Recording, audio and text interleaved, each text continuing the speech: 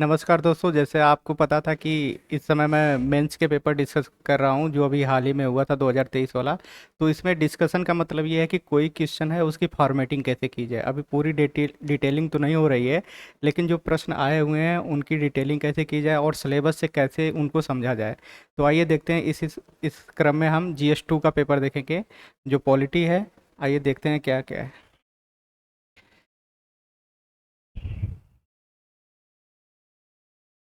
जैसे अगर देखा जाए तो इसमें जो पहला सवाल था वो आपके प्रस्तावना को लेकर था कि प्रस्तावना को भारतीय संविधान का दर्शन क्यों कहा जाता है।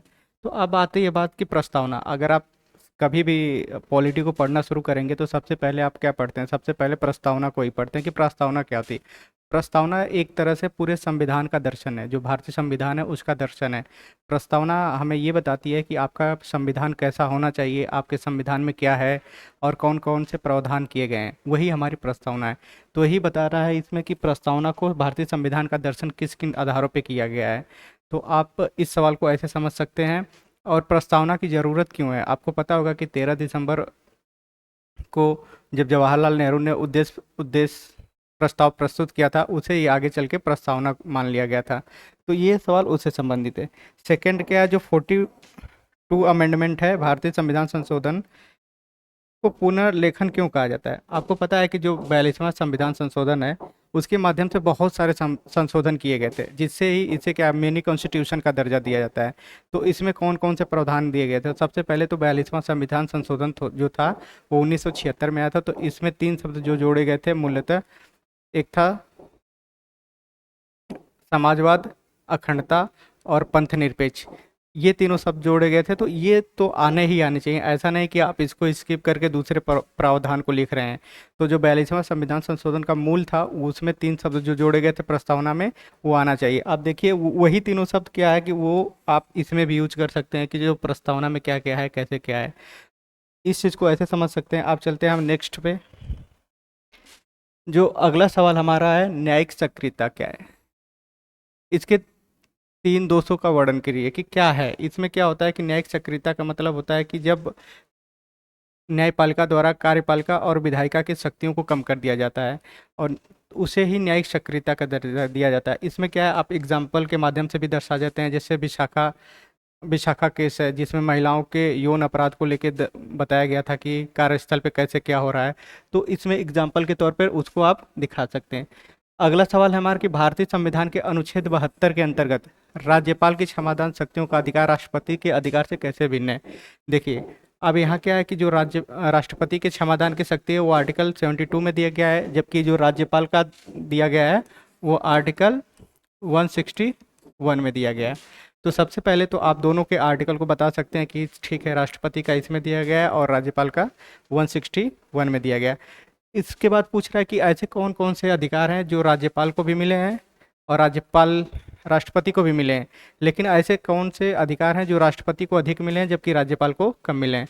तो सबसे पहला आता है कि अगर सैन्य कोर्ट का मामला कोई है या सेला न्यायालय से संबंधित कोई मामला है, उसमें राष्ट्रपति को अधिकार है कि वो उस मामले में क्षमादान की शक्ति प्राप्त है, और जबकि राज्यपाल को ऐसी शक्तियां नहीं प्राप्त हैं। दूसरा जो केस आता है वो आता है कि मृत्युदंड के केस में। तो मृत्युदंड के केस में देखा जाए तो राज्यपाल को क्षमादान की शक्ति नहीं प्राप्त है, जबकि राष्ट्रपति को इस केस में क्षमादान की शक्ति प्राप्त है। तो ये दो मेजर चीज हो जाती हैं, दो मेजर चेंजेस हो जाती हैं जो राष्ट्रपति को राज्यपाल से अलग बनाती हैं। अगला क्या है, पारदर्शिता और जवाबदेहिता एक दूसरे के पूरक हैं। आपको पता है कि पारदर्शिता और जवाबदेहिता दोनों ही सुशासन के महत्वपूर्ण अंग हैं। इनके माध्यम से सुशासन की स्थापना की जा सकती है। तो कहता है कि ये एक दूसरे के पूरक हैं कि क्योंकि पारदर्शिता और जवाबदेहिता के माध्यम से सुशासन को सुनिश्चित किया जाता है। तो इसमें क्या है, आप तो एक तो पहले पारदर्शिता और जवाबदेहिता दोनों के एक सटीक परिभाषा दे सकते हैं कि पारदर्शिता क्या होती है, जवाबदेहिता क्या होती है, दोनों के एग्जाम्पल को दे सकते हैं। उसके बाद आप ये दिखा सकते हैं कि ये दोनों कैसे एक दूसरे के पूरक हैं, विपरीत नहीं है, दोनों एक पूरक हैं, जिसके माध्यम से सुशासन की स्थापना के साथ साथ नागरिकों को सशक्त बनाया जाता है, या कोई भी योजनाएं होती हैं वो नागरिक उन्मुख बनाई जाती हैं। तो इसको आप ऐसे कर सकते हैं। दूसरा, स्वयं सहायता समूह की संरचना और उनके कार्यों का विश्लेषणात्मक टिप्पणी कीजिए। देखिए, हर बार क्या होता है कि एक सवाल स्वयं सहायता समूह से आता ही आता है। तो सबसे पहले क्या होता है कि स्वयं सहायता समूह का एक परिभाषा आपको आना चाहिए। स्वयं सहायता समूह में दो कीवर्ड आते हैं। एक होता है कि ये पहला है अनौपचारिक संघ होता है। दूसरा ये है तो कि इसमें समान सामाजिक आर्थिक स्थिति वाले लोगों को शामिल किया जाता है। तो आप जब भी इसकी परिभाषा बनाएं या कहीं से मानक परिभाषा लिखें तो उसमें दो वर्डों का यूज हमेशा करें। एक अनौपचारिक संघ है और दूसरा क्या है कि ये समान सामाजिक आर्थिक स्थिति वाले लोगों का संघ होता है। इसके बाद क्या है, इसमें आप केस स्टडी भी लिख सकते हैं। जैसे केरल का कुटुम्बश्री हो गया, लिज्जत पापड़ हो गया, महाराष्ट्र का महिला महामंडली हो गया, और नाबार्ड द्वारा महिलाओं को साक्षर बनाने के लिए इस शक्ति का प्रयोग किया जा रहा है। इस तरह से आप दो तीन केस स्टडी लिख बता के और इनके सामाजिक और इनके और गवर्नमेंट द्वारा इनके इनके लिए क्या प्रयास किया जा रहा है, इनको कैसे सशक्त किया जाए और कैसे इसमें लोगों को और शामिल किया जाए, ये दिखा सकते हैं। एक बात ये है कि अगर जहाँ स्वयं सहायता समूह आता है वहाँ पर आपको राष्ट्रीय ग्रामीण आजीविका मिशन का उल्लेख आना ही आना चाहिए, चाहे वो आप मेन बॉडी में डालें चाहे उसको इंट्रो में डालें।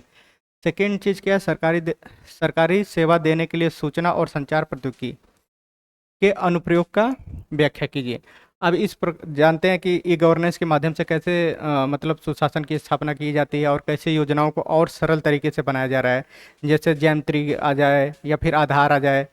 सरकार की ऐसी कई पहलें हैं जिनके माध्यम से कि नागरिकों तक सूचनाओं को पारदर्शी तरीके से पहुंचाया जाए और नागरिकों को अधिक से अधिक सशक्त बनाया जाए।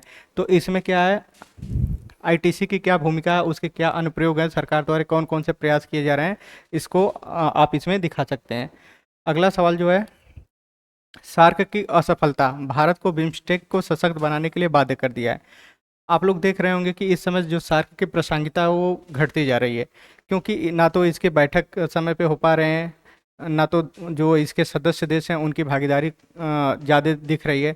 तो क्या है कि जैसे जैसे सार्क असफल हो रहा है तो बिम्स्टेक को क्या करना पड़ेगा, सशक्त बनाना पड़ेगा, ताकि आप जो आपके पड़ोसी देश हैं उस उनके साथ आप अच्छे संबंध बना सकते हैं। जैसे भारत का क्या है कि अपने पड़ोसी देशों के साथ सबसे अच्छे संबंध बनाने हैं, जिससे भारत क्या है अभी जैसे एक मुद्दा जो बना रहता है हमेशा कि जो विकासशील देश हैं उन विकासशील देशों का नेतृत्व करता आखिर है कौन। कभी चीन कहता है कि चीन या भारत। तो इसमें सबसे बड़ा मुद्दा जो है कि विकासशील देशों का नेतृत्व करता कौन है। तो भारत कहीं ना कहीं बिम्स्टेक के माध्यम से अपने आप को ये दिखाना चाहता है कि भारत इस समय विकासशील देशों का सबसे बड़ा नेतृत्व करता है। इसमें क्या है कि जो बिम्स्टेक द्वारा चलाई गई कनेक्टिविटी परियोजनाएं हैं उनको आप दिखा सकते हैं। जैसे कालादान मल्टी मॉडल प्रोजेक्ट है, BBIN है, IMT है। तो इन चीज़ों को आप दिखा सकते हैं इसमें। अगला क्या है कि क्वाड, भारत की भागीदारी और औचित्य की विवेचना कीजिए। तो सबसे पहले आप क्वाड की जो पृष्ठभूमि है तो उससे इंट्रो में दे सकते हैं कि क्वाड में कौन कौन से देश शामिल हैं। आपको पता होने चाहिए कि इसमें 4 देश शामिल हैं, भारत है, ऑस्ट्रेलिया है, अमेरिका है और जापान है। उसके बाद क्या है कि भारत की भागीदारी क्या है, कि क्या भारत के लिए क्वाड की आवश्यकता क्या है, क्यों भारत के लिए क्वाड जरूरी है। तो आप बता सकते हैं कि भारत इससे क्या होता सकता है, भारत को आर्थिक महत्व मिल सकता है, भारत को विज्ञान और प्रौद्योगिकी के क्षेत्र में लाभ मिल सकता है। फिर इसके माध्यम से क्या कर सकता है, भारत क्वाड के माध्यम से चीन को प्रतिसंतुलित कर सकता है। तो ये क्वाड की आप भागीदारी को बता सकते हैं। G20 समूह में भारत की अध्यक्षता का क्या महत्व है। तो सबसे पहले आपको ये पता होना चाहिए कि G20 समूह एक ऐसा मात्र समूह है जिसमें विकासशील देशों के साथ साथ विकसित देश भी शामिल हैं। तो फिर कहता है भारत की अध्यक्षता का क्या महत्व है। तो भारत जो अध्यक्षता कर रहा है इससे क्या क्या भारत को लाभ हो सकते हैं। जैसे भारत तो एक तो विकासशील देशों का नेतृत्वकर्ता के रूप में अपने आप को स्थापित कर रहा है, एक वो लाभ मिल सकता है कि इससे क्या हो सकता है, भारत को आर्थिक और साइंस टेक हर क्षेत्र में कोई कुछ ना कुछ लाभ मिले होंगे। सबसे बड़ी चीज़ है कि अगर आप इसमें दिखाएंगे तो हाल ही में जो अफ्रीकी यूनियन को भारत ने शामिल किया है वो एक बहुत मतलब एक कहते हैं अमूल चूल वाला परिवर्तन वाला किस्सा हो सकता है। क्योंकि इसमें आप देखेंगे कि चीन और रूस ने इसमें प्रतिभाग नहीं किया था, जिसके माध्यम से क्या भारत अफ्रीकी यूनियन को शामिल करने से भारत क्या कर सकता है, चीन को प्रतिसंतुलित कर सकता है। तो इस तरह से आप भारत G20 के महत्व को दिखा सकते हैं कि 85% जीडीपी है, 75% यहाँ व्यापार होता है और 2/3 यहाँ का पॉपुलेशन है। अगला सवाल देखते हैं, प्रधानमंत्री की बढ़ती शक्तियाँ और भूमिका का आलोचनात्मक परीक्षण कीजिए। सबसे पहले आपको ये समझना चाहिए कि ये सवाल आया क्यों। आजकल देखते हैं कि कोई भी अगर इंस्टीट्यूशन या मतलब इंस्टीट्यूशन में नियुक्ति के लिए जो भी कमेटियां बनाई जाती हैं उसमें प्रधानमंत्री हेड होते हैं। अब क्या कहता है, प्रधानमंत्री की शक्तियाँ बढ़ रही हैं और उनकी भूमिका का आलोचना कीजिए। जैसे आप ये ले लीजिए कि जो निर्वाचन आयोग के चीफ के इलेक्शन के लिए जो कमेटी बनी थी उसमें सीजीआई थे, प्रधानमंत्री थे, लोकसभा में विपक्ष के नेता थे। तो हाल ही में एक बिल लाया गया जिसमें सीजीआई को हटा दिया गया है। तो आप देखिए कि हर जगह प्रधानमंत्री की भूमिका बढ़ती जा रही है, तो उसका आलोचना भी करना है। अगला क्या, भारत में संघीय ढांचा विभिन्न राज्यों की विविध आवश्यकताओं और आकांक्षाओं को कैसे समायोजित करता है और इसके सम्मुख कुछ चुनौतियां भी हैं, यदि उनका समाधान कैसे किया जाता है। जो सबसे पहले आपको इस सवाल में करना क्या है कि सबसे पहले संघीय ढांचा क्या है, पहले इसको डिफाइन कर देना कि संघीय ढांचा क्या होता है। तो संघीय ढांचा की जो मूलभूत विशेषताएं हैं कि जैसे क्या होता है कि 2 स्तर पर सरकार होनी चाहिए, शक्तियों का विभाजन होना चाहिए, लिखित संविधान होना चाहिए।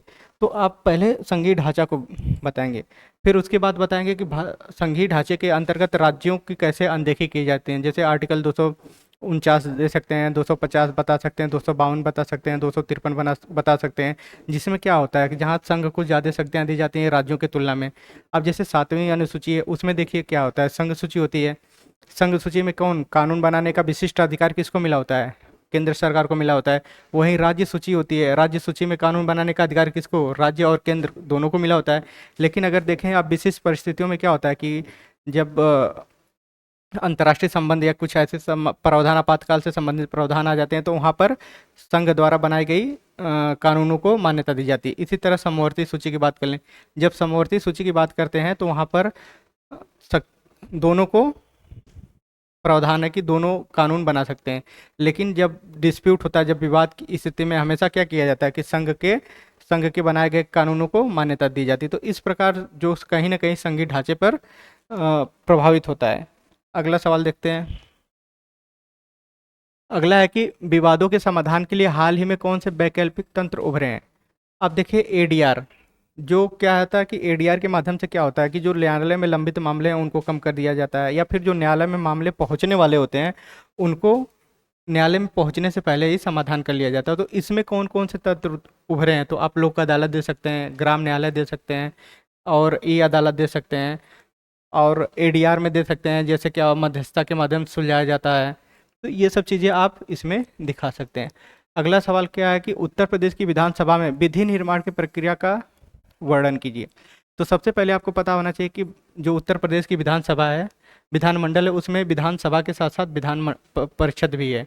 अगर आप बात किया जाए तो उत्तर प्रदेश में जो भारत शासन अधिनियम 1935 है उसी के तहत भारत में विधानमंडल को अपनाया गया था, जिसमें विधानसभा और विधान परिषद में ये कह रहा है कि विधानसभा में विधि निर्माण की प्रक्रिया का वर्णन कीजिए।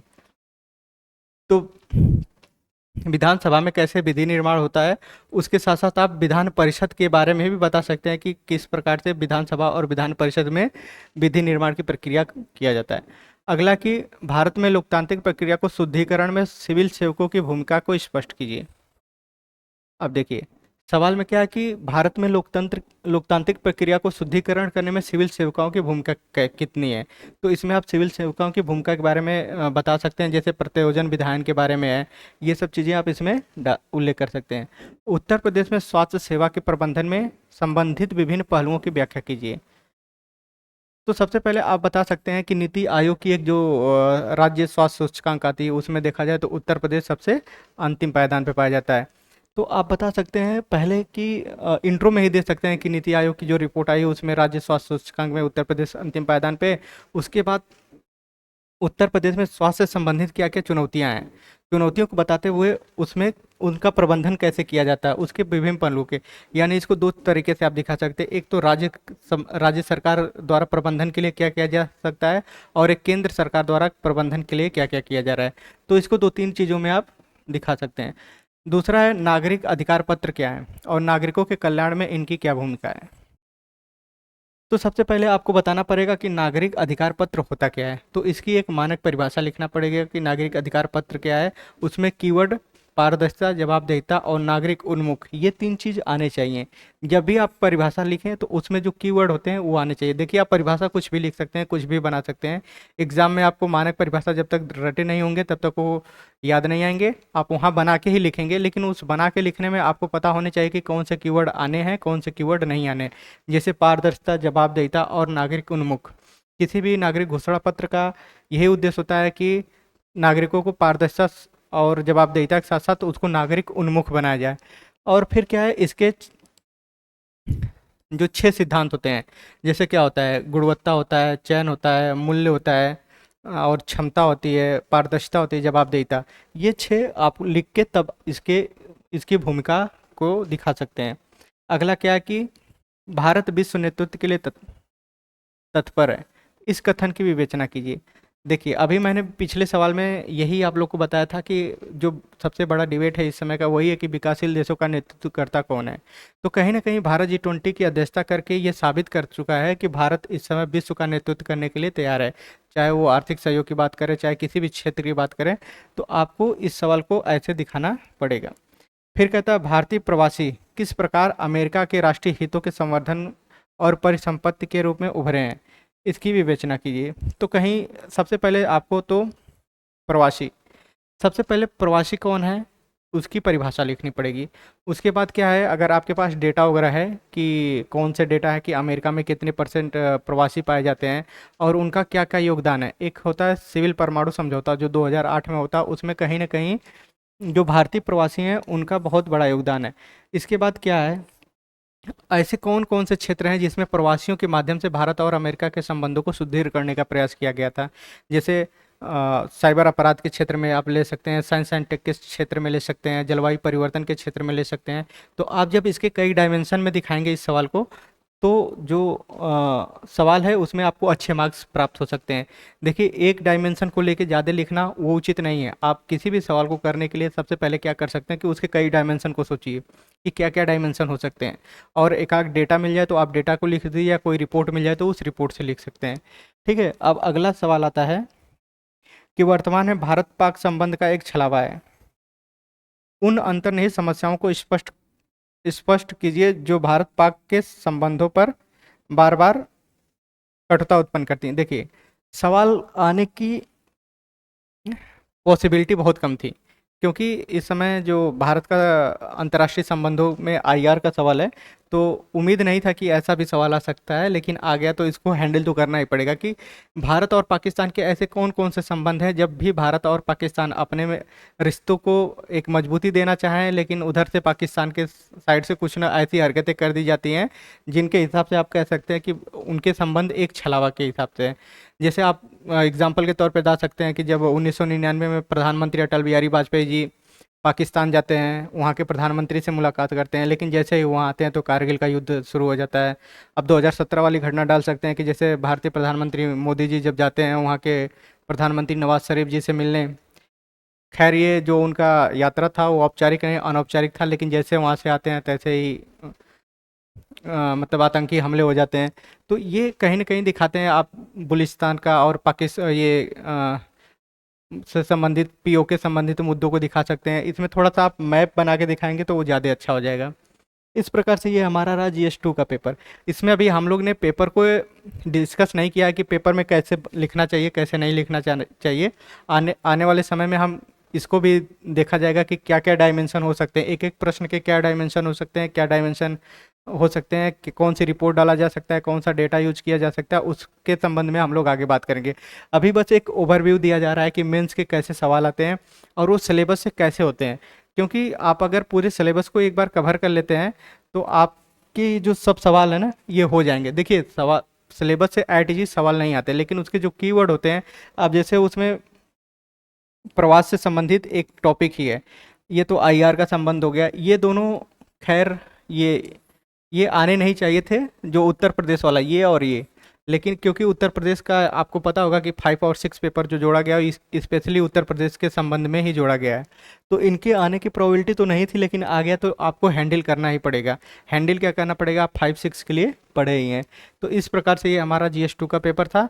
इसी क्रम में हम GS3 और GS4, GS5, GS6 सबका डिस्कशन करेंगे। धन्यवाद। और एक बार आप लोग से ये निवेदन है कि आप लोग CS सेंटर दिल्ली को सब्सक्राइब करिए, शेयर करिए ज़्यादा से ज़्यादा लोगों के, और देखते रहिए ताकि हम लोग कभी भी बढ़ते रहे। धन्यवाद।